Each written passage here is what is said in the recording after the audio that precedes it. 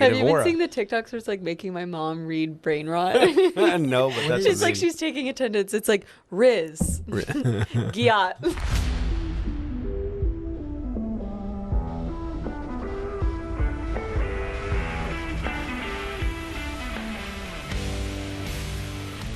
What's going on, everyone? I'm Travis Brown, senior Texas A&M sports writer here at KBTX, alongside this dweeb, Max Crawford. He's a chief meteorologist, and the lovely and talented Morgan Weaver, sports reporter over here for KBTX. She's a dweeb too. I was hoping I wouldn't get dweeb. No, dweeb you're, and dweeber. you're the one who's over here Dweebette. making fun of me while I'm doing my intro. You threw me off last week, and now it's your bit. You're just trying to get me to mess up. I just love watching. With, like, watching like me how the intro is going to go. Usually bad. Usually the answer is bad. No, you did wonderful. Thanks, buddy. You did so good. You're okay. You got updated to Goober. Okay, cool. Dweeb, from dweeb to goober, I'll take it. Yeah. So what are we the most excited about for the Super Bowl this weekend? Food. The Chiefs losing. Hopefully, I am cooking, so you might. What are you making? I can bring food. Make some burgers. Okay. Some boigas. I might swing by. I do have to work. I'm a Sunday warrior. I also have to work, Sunday but I'm for sure gonna go by and just eat a bunch of food. I do have to give a shout out for Morgan last year, who I set up this really elaborate projector screen outside with like speakers, and it was this great multimedia setup, and no one would go outside because it was cold, and I was just like, please guys, you want to watch a halftime show outside? And Morgan was like, oh, okay. No, it's just like one thing about me, if somebody is really excited about something, like I'm going to buy in with you. And Travis just seems so excited about this projector he showed. I might have had one too many twisted teas. I don't want to discourage you from doing that again, but it might be finally cooler again on Sunday. The thing is, it was windy, so the projector was going crazy, and Usher was like in 3D. He was my backyard neighbor was mad, so he turned on his floodlights. So it wasn't dark enough to see it either. Yeah. Because I'm grilling. Usher sounded great, but because I'm grilling this year. That's okay. We're gonna just have the TV out there. Okay. So just a television. You can just watch what's going on while we're flipping the burgers. Sounds great. I cannot wait. Yeah, that's what I'm most excited about. The commercials are always fun. Like, those are cool. And I'm sure it'll be a good football game, I feel like that's a lesser thing nowadays, commercials. Yeah, because a lot of them end up on the internet before the game even happens. Well, so a couple of years ago, my wife and I were down for a wedding in the Dominican during the Super Bowl, and they just had like an international stream that they showed at the resort thing that we were at, and there was no commercials. Oh, that's sad. So it was like you were in a weird alternate universe where everyone else on Twitter was talking about the commercials, and you had no idea what anybody was talking about. So that was a little odd. I'm excited about the halftime show. Yeah, me too. Oh yeah, I'm excited to see who he brings out. Yeah, you gotta have some features, right? Yeah, that's true. A little bit of a tease for later in this episode. We're going to talk to Philadelphia Eagles wide receiver Ainias Smith. He was gracious enough to Zoom with us, so we'll from New Orleans. I'm telling you, man, that's my guy. I was telling Travis, I think he's my favorite Aggie of this century, besides like Johnny and Mike Evans. Yeah, he's one of my favorites to cover for sure. Just because he was great with media. Yeah, he would always pretty much speak what he thought and not really cover anything up, or not cover anything, but not accountable. No coach speak. He was pretty good to talk to. So I always enjoy some Ainias on the interview on the Zoom. So we'll have that for you later. But we're going to get into it's the midway point in the SEC conference slate for men's basketball, and it's been a little bit of a roller coaster, not probably nearly as much as the last couple of years, but there's been some ups and downs. Just Morgan, we'll start with you because it's your first time on in a while. What has been your takeaways from this first half of the conference season, but also just the season to where we are now? I think nothing has been super unexpected, but I didn't realize how deep the SEC was going to be this year. I feel like I've said it multiple times. There's like an upset within the SEC almost every single night. So for A&M, it almost feels like every single game has been one or two possession games. The only one that really hasn't was that first Texas game, but the first half felt like it was going to be like that. And then I think they beat LSU by like 10 or so points the first time they played them, and then that's going to be the last game they finish off with as well. But I think A&M's great. They need to continue on the path they're continuing on. I think they kind of got out of that little 2-game losing streak a little bit when they got that must win against Oklahoma at home. They started making their free throws again. They're dominating on the boards again, and that's just obviously their key to recipe. I know Bud says it all the time. That's the only way they're going to win these games. 7-3 in close games this year, which is the highest record of any Power 5 team or Power 4 team in the country in close games. They're the most wins of any Power 5 team in the country. Max, what say you? Well, and I think if they'd have shot a little better from the line against both Texas at Texas and against Alabama at home, then they'd probably be 9-1 in that figure. Yeah. But anyway, that's still the thing that would keep me up at night if I lost sleep over A&M basketball is how they're doing at the line. That being said, they have looked a lot better over the past 4 games, maybe 3 games. So that has been really encouraging to see. I was also telling Morgan earlier, Henry Coleman's been kind of clutch, with some good paint points, and whenever but it's he has had subtleness to it too. You don't really notice it until you look at the stat sheet. You're like, he had a double tonight, or whatever. Exactly. And sneaky double doubles are the best, man. Yeah. And he had a couple of clutch free throws. I think it was against Missouri. It had to have been this past Saturday. I'm almost positive because we're off midweek, right? Yeah, it was this past Saturday. So Oklahoma. South Carolina. South Carolina, sorry, not Missouri. We play Missouri this weekend. It was against South Carolina, and we kind of kept them at arm's reach, and then I think they got within 4 or something like that. I hate how they just can't put some teams. Yeah, I know. But that's also kind of the SEC as a whole this year. Yeah, I suppose. Because that's a South Carolina team that took Auburn to a possession. And Florida. To a possession, but yet hasn't won an SEC game this year. It's just... It's a good team that hasn't won an SEC game. So I know Buzz talked about just the margin of error in this league is so slim between every single team. It's hard to win just a game. And aren't they? Maybe they're at 500 now. I think they might have been made 11-11 after they lost to us. But the fact that they had a winning record and they were winless in conference is, I think, they're 10-12 now. So that made them win. So they're just under 500 before they played A&M. Go ahead. Well, all I was saying is it has. I think from the beginning of the season, I kind of thought, okay, as long as Wade does well, it'll be a good year.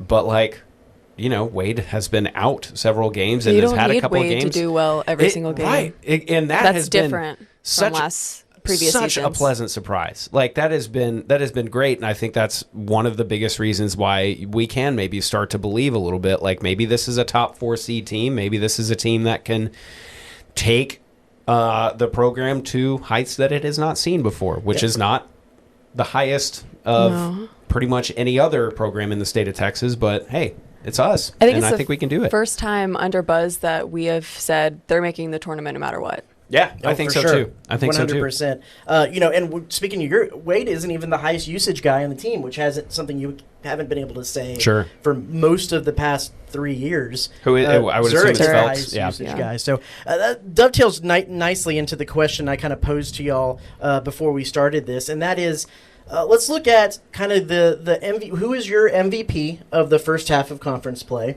What is the highlight moment in your mind of what kind of defined this first half? And who is your biggest surprise player? Tackle any of those, Morgan. I would say my MVP is Zurich. I think he just helped carry them when they didn't have Wade, and I think I think the obvious person you can always say is Wade Taylor, because Wade Taylor is always going to do well no matter if he's on the court or off the court. When he wasn't there, he was still present on the bench. As they always said, he's like a coach there.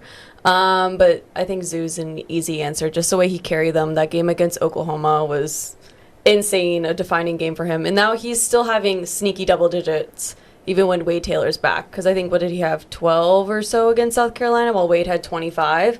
So he's still showing up in ways when Wade is there and dominating. So I would say Zurich.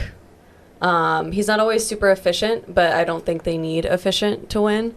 I think him and Wade just take a ton of shots, but they still get enough points to help out. It's not efficient, but it's effective, is A&M basketball sometimes. Yeah. I would say, what was the other one? The biggest moment? Well, I'm going to touch on that first, too, because Zurich, to me, the even more so than his kind of emergence as a scorer and as that primary target, it's the minimizing turnovers. Yeah. Because you kind of always knew he was going to be a guy early in the year that was going to dribble the ball off his foot one or two times or just lose a handle while he was trying to do a spin move. And that's what was hampering him, to think when, Buzz was always talking about he hasn't reached a ceiling yet. I think that was the biggest part of it, was just minimizing those turnovers. So yeah, that's kind of what my thought. What have you liked from Zurich so far? I think the fact that he steps up when Wade isn't there, and when Wade is there, he seems to still contribute. I think that's pretty much parroting what Morgan just said. But I'm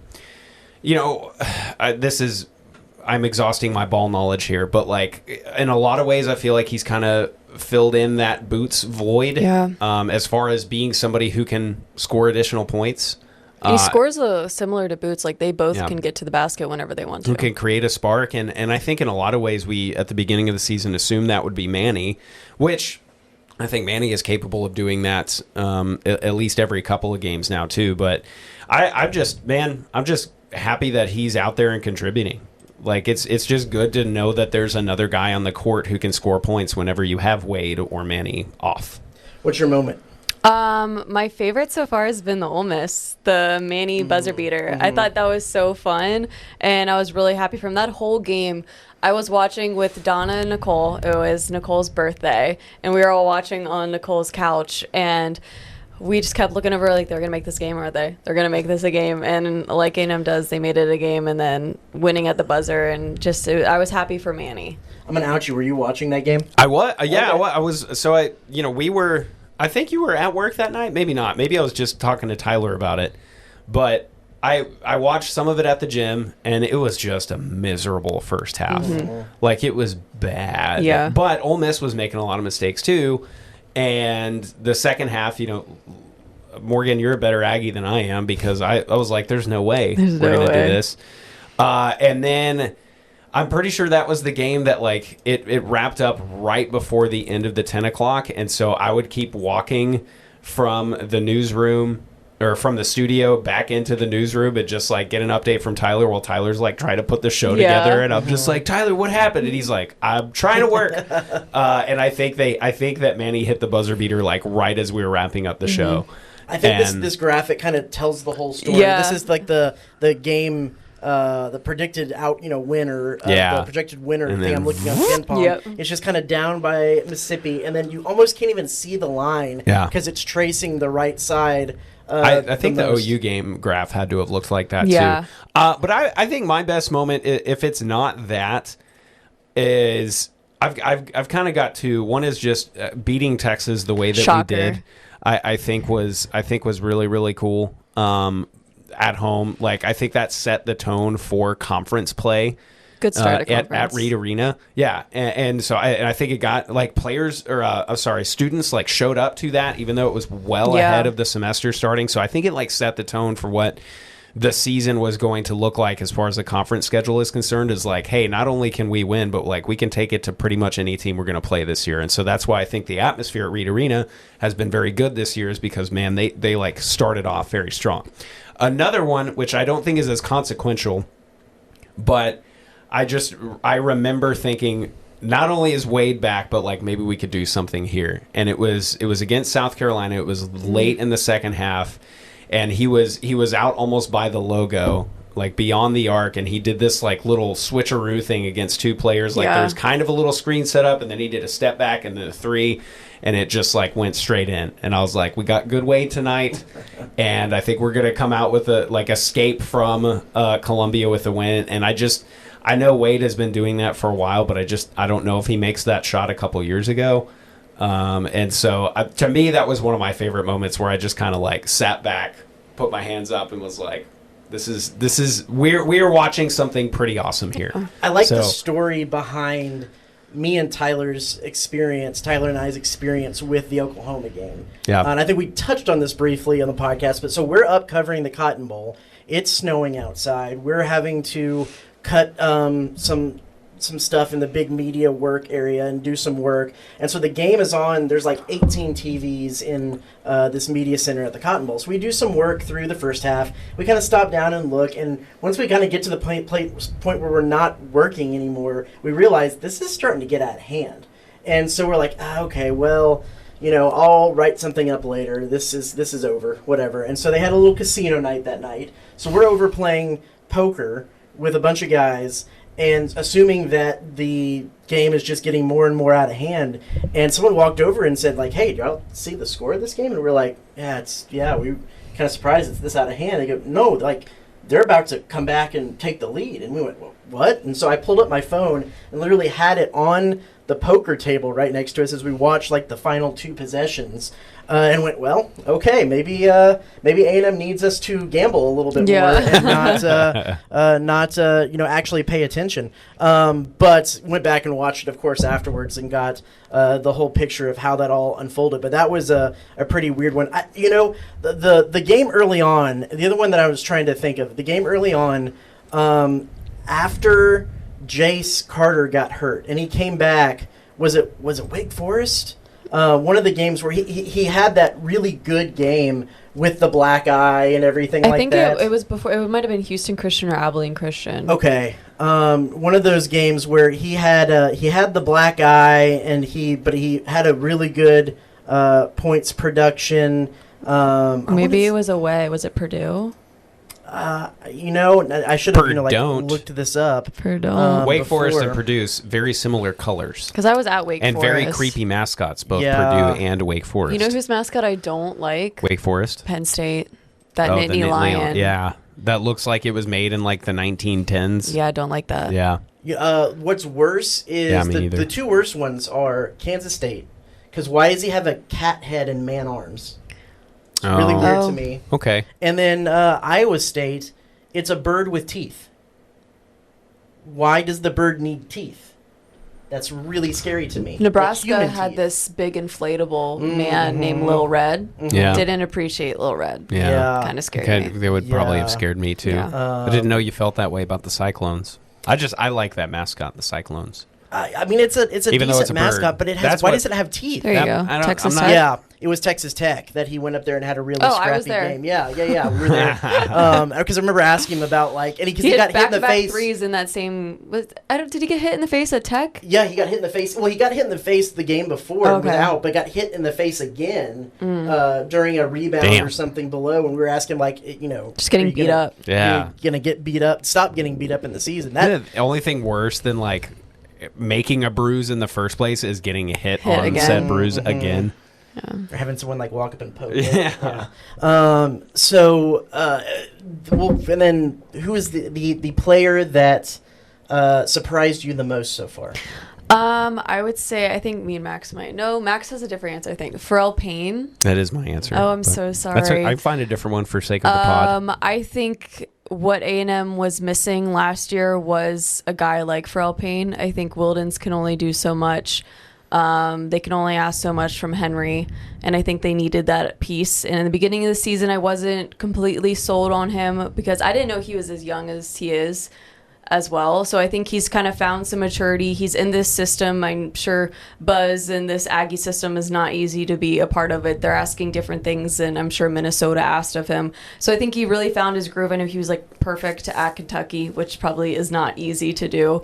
So I think when Wade was missing, he was averaging double-doubles. Not double-doubles, but double digits every single game. So he's one of those ones that have really stepped up this season, and I'm excited to see his potential be fulfilled. Leading the SEC in field goal percentage. Mm-hmm. Yeah, I that would have been my answer because I seriously think he's such a crazy, awesome missing piece to the puzzle. Do you think I was going to say Henry Coleman? Yeah.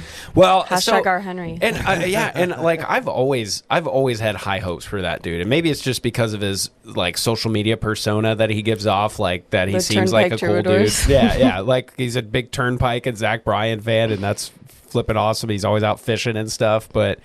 He's a big who I think is finally, especially the past few games, kind of figuring out his workflow, so to speak. But honestly, the biggest surprise to me from terms of just contribution in general is Hayden Hefner. Hayden Hefner. That was gonna be my pick, and I was gonna try to roast you for it because I'm gonna out you. Okay. Oh, it can't be anything worse than what Buzz has said about him. Beginning of the season. The beginning of the season, UCF, the first game of the season, we're all in the newsroom. I'm watching it to right from the newsroom. They're getting the TV broadcast together, and the starting lineups come out, and I tweet them, and all of a sudden Max comes storming in, and he goes, Hayden Hefner starting? We're screwed, or something to the effect of that. I think I said I never want to see him on the court. I think what I said. Maybe I toned it down a little bit. For the record, I don't know. on the off chance that Hayden is listening to this, Hayden, you are better at probably any sport than I ever will be, and I carry no ill will towards you. Let's go ahead. Max Kim. I just need a Hayden to know that. Like, I'm sure you're an awesome dude, and you're very clearly a talented basketball player. Like I mentioned, better than I will ever be at any sport. So we just need to do that. But I just like coming from a guy who gets emails about how much I stink sometimes, like. Fair. Well, sometimes when you're on the big stage, you get criticized. You're giving him his flowers now. This team knows. You're giving him his flowers now. Yeah. For what he's become instead of throwing tomatoes at him, you mean? I guess. Yeah. No, I don't know. Like he tries very hard, and like I said, there's nothing that I have said about him that Buzz did say worse about him in a presser. Yeah. But yeah, like it's been really awesome to see pretty much every player like have their own way of contributing. Solomon Washington, like I hope he's back healthy and ready to go, because I think he's a very important piece of that puzzle too. I think Andy has done a couple things that have been frustrating, but he's also like he's a freaking hustles, man. So you can't Nobody be too mad at him. Nobody on this team doesn't try. No, not at There's all. There's no ever give up or no quit, and that's why every single game is close as it is. You will never, ever, ever accuse a Buzz team, especially this one, of like giving up or not trying. The thing I want to touch on with Hayden is I think that for that time that Wade was out, he seemed, even if he wasn't putting threes in the net or putting up high point totals, he just seemed to be kind of that glue piece. Like everything seemed to run just a little bit more smoothly when he was on the floor, especially defensively.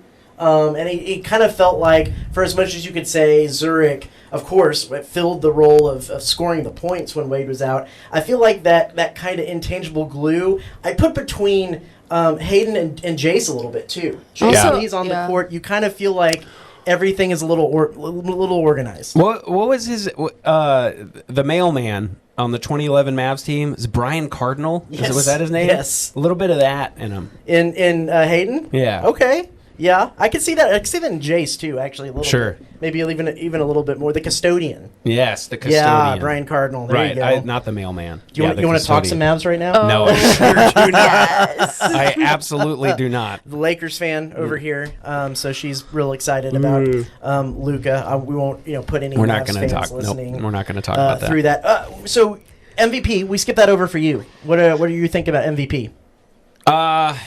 I guess it would have to be Zurich also. I mean, just for the way that he stepped in when Wade wasn't here and how he's still a contributor. I think that's essentially my answer. I'm kind of also inclined to say Pharrell Payne could be in the conversation too, just because that's a presence that we just haven't had and we have needed so much, and it just brings an extra element to what we can do. I like Pharrell as the MVP. I think when things just weren't going great offensively in some of these games, they were able to stop down and get the ball into grind him. It out.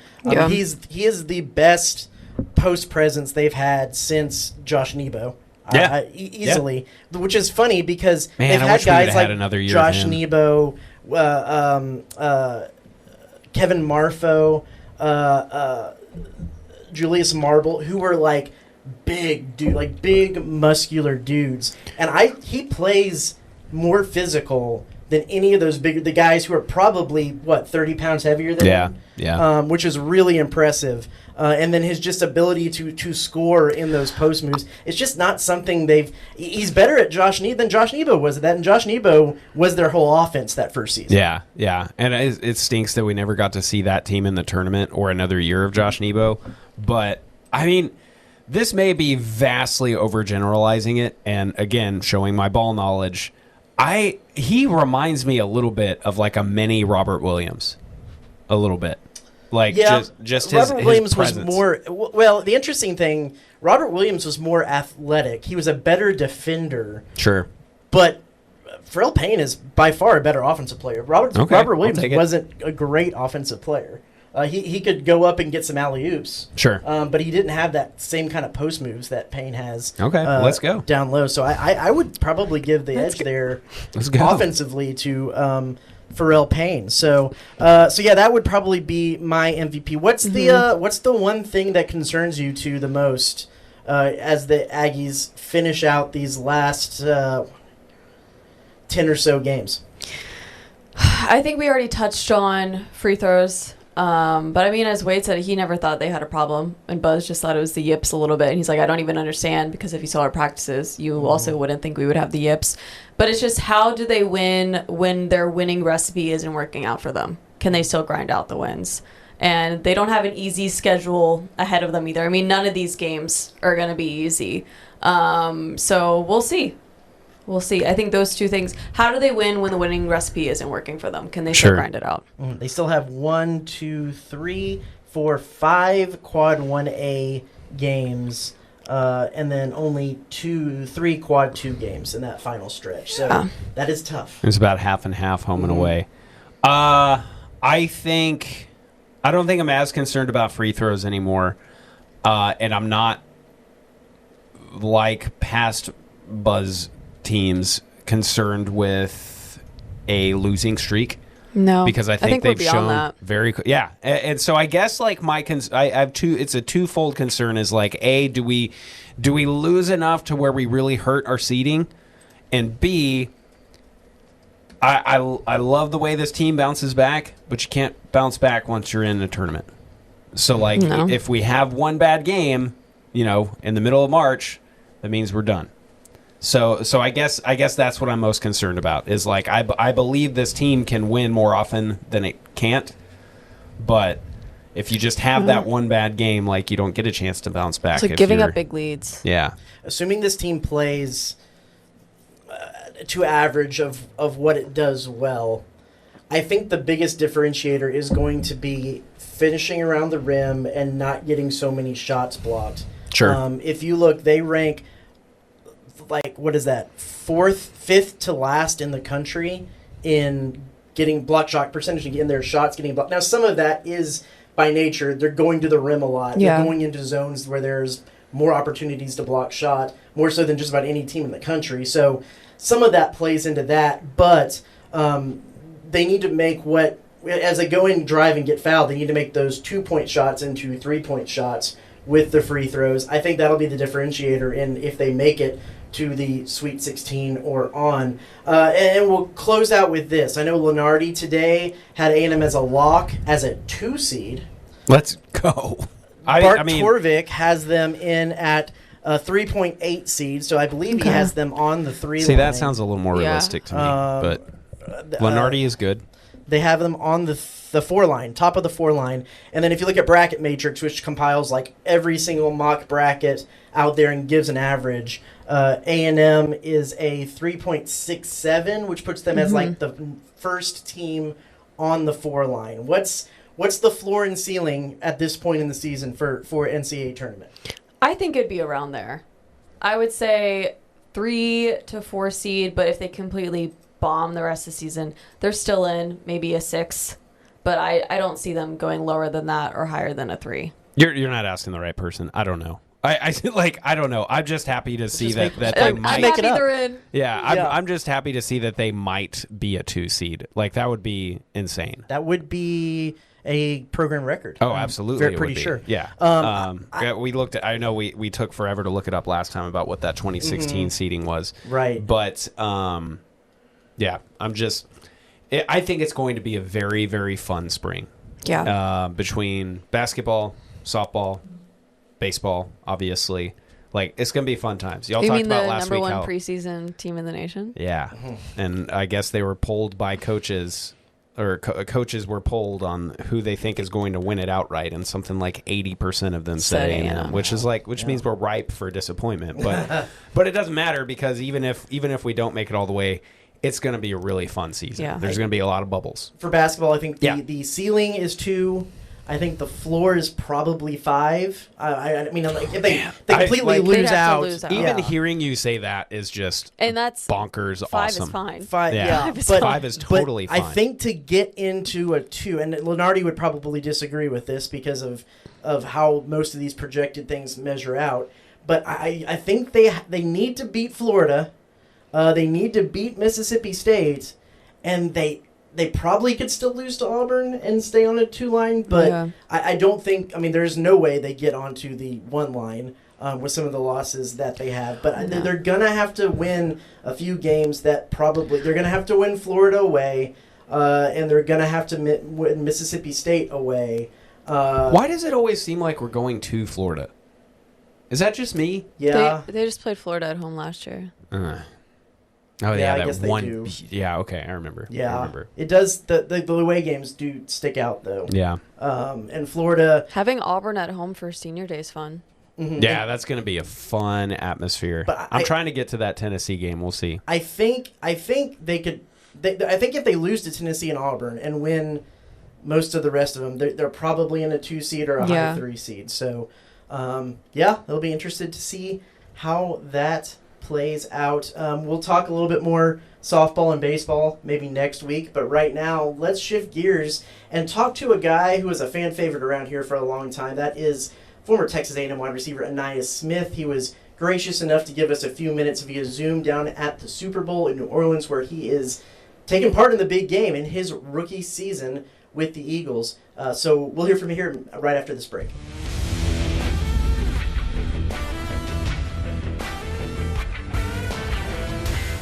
What's going on, everyone? I'm Travis Brown here in the KBTX newsroom, and I have a special guest with me here. Welcome in former Texas A&M wide receiver and current Philadelphia Eagle wide receiver Ainias Smith, who is down in New Orleans getting ready for his first Super Bowl trip in his first season. Ainias, man, how's it going? How are things down there in New Orleans?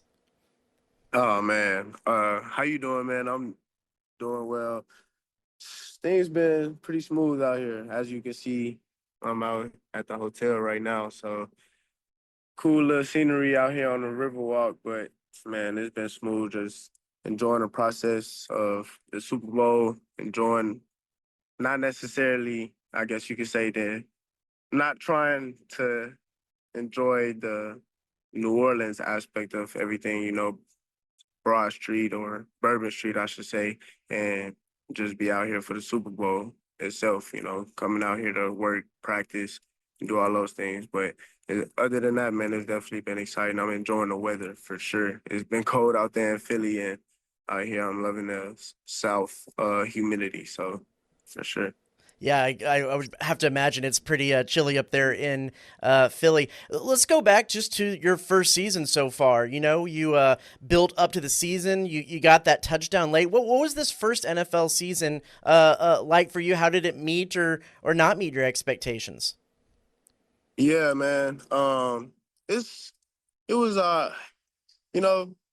was a cool experience. The whole process of it all. I'm thankful for it all, and God has put me through a lot of tests, a lot of different experiences that, I never thought I would be able to go through, or never saw myself going through, I should say.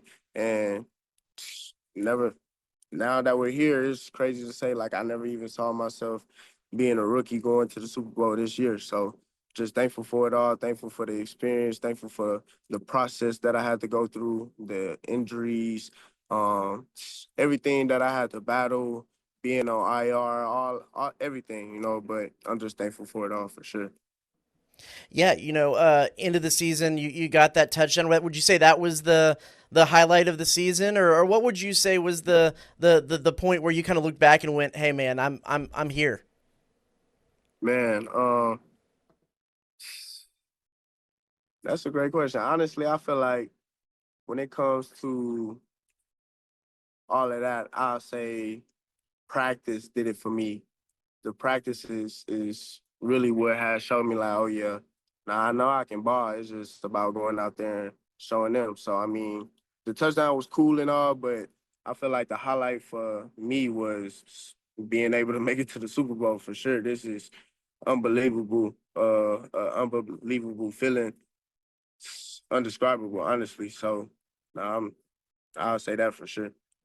I know it's a question that's asked of a lot of players who make it to the NFL, but what have you found so far that's different than the college game? How will you go about in this life that's different from when you were at A&M? Shoes, yeah, man. Number one, this is a business for sure. There's no games being played. You have to be on your P's and Q's at all times. Um, and not even just about that. It's just about like being a professional about how you approach the game. You know what I'm saying? If you love the game, then the game gonna love you back. And on top of that, just the speed of everything. Meetings, uh, the speed on the field, you know what I'm saying? The speed that, or the time that you have to be able to react to certain things. And then on top of all of that, just in real life, you have a whole lot more time on your hands. So it's different for sure, but it's cool. Yeah, and so what was the emotions like in that conference title game when you the time was ticking out, and I mean you knew you were going to the Super Bowl in your first year? It was crazy. I just knew. I was like, oh yeah, it's finna go up right now. I need it. Where's my phone? That's all I was thinking. I was like, where's my phone? I need to get this on camera or something. Where's my mama at? They need a. I need to be able to find them. I was like, I don't know if they're gonna rush the field. It was all types of emotions going on, but it was definitely a live experience for sure. What are you looking forward to most in this week? Let's save the game for another another question. But in the time leading up to the game, what are you the most excited about this Super Bowl week? Man, honestly, I'm excited for just the experience, like the process of what it takes to be able to win a Super Bowl. You know what I'm saying? And I know the work is going to be real throughout these next few days. Tomorrow we got to go to work, so I'm excited to see what type of energy those guys bring, and I'm excited to bring my own energy for sure. And then as far as the game goes, have you even been able to wrap your head around what running out of that tunnel will be like? Man, that's gonna be a wild experience. I already know it's gonna be crazy. I don't know what it's gonna feel like. I remember having a Super Bowl experience when I was a kid, like 6 years old, and then I think I had another one when I was like 12 years old, 11 years old, something like that. But nothing like what I'm about to experience tomorrow or Sunday, I should say. So yeah, it's going up for sure. And then I would be remiss not to ask you a little bit about this past A&M season. I don't know how much you got to check in and watch these guys, but what was your take on what they were able to do in first year under Mike Elko and achieve this season?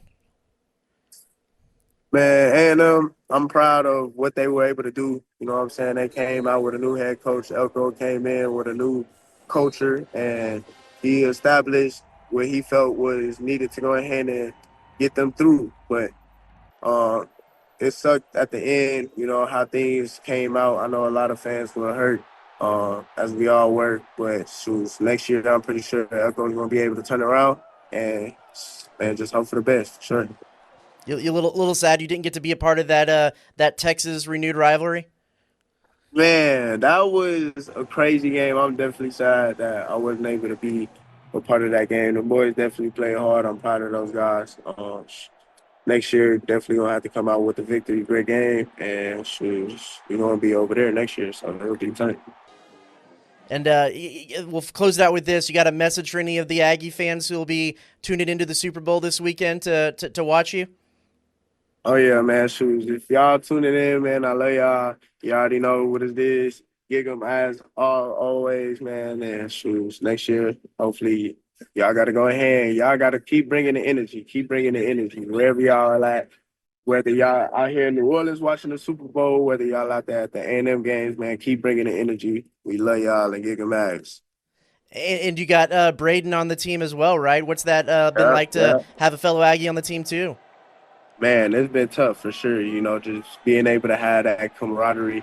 B-Man is a great person. We was cool back then, and even when we in the locker room, and not even just the locker room, the weight room, we be pushing each other. And man, he's a hard worker and always been that. So it's definitely great to be able to have him on the team for sure.